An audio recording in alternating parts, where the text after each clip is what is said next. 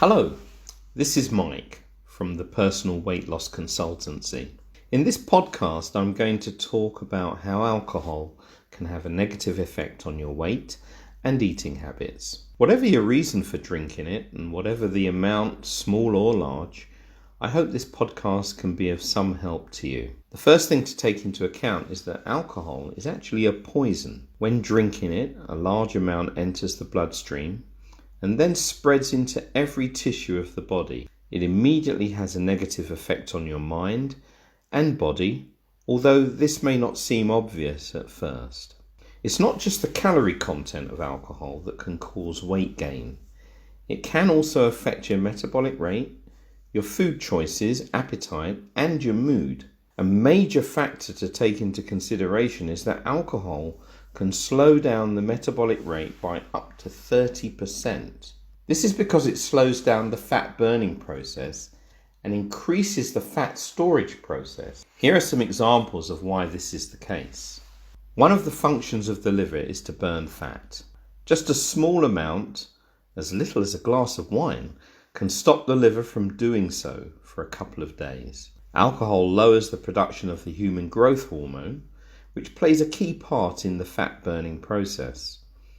Just a small amount can slow this down, making it more difficult to lose weight. Another factor is that alcohol triggers the release of insulin, which is a main fat storage hormone, typically storing fat around the abdomen. It also increases the production of cortisol, another fat storage hormone. High cortisol levels can affect the thyroid, which in turn can lower the metabolic rate, affecting your efforts to lose weight. Drinking alcohol can cause dehydration, making it more difficult to burn fat. In addition, it depletes vital vitamins, which can slow down the metabolic rate. It can also cause puffiness and bloating due to water retention in the cells, which in turn can increase your weight. Have you ever wondered why alcohol can have such an influence on what you eat? There is no doubt about it.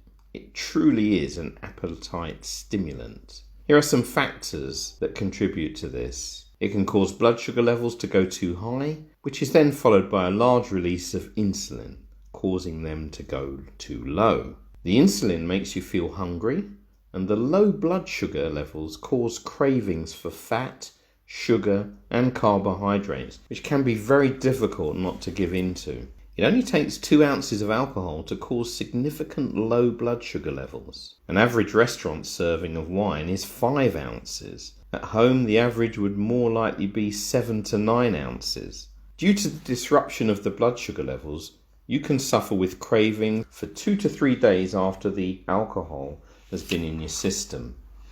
Another way that alcohol can affect your eating is that it lowers the production of the hormone serotonin, often known as the happy hormone. Low levels of this can cause you to feel down or depressed, and you can find yourself craving for sugar, carbohydrates, or more alcohol. Although alcohol can help you to sleep, it lessens the quality and length of the second stage of it. This leads to the increased production of ghrelin, often known as the hunger hormone, as it stimulates appetite, signals hunger, and increases food intake. When we get stressed, it's all too easy to use alcohol as a way of unwinding and relaxing. You may feel better at first with drinking it, but this is only an artificial feeling which soon wears off, which can then lead you to wanting another drink. Alcohol can deplete the B vitamins, some of which are needed to help with physical and mental stress. With this depletion, it only makes coping with stress more difficult.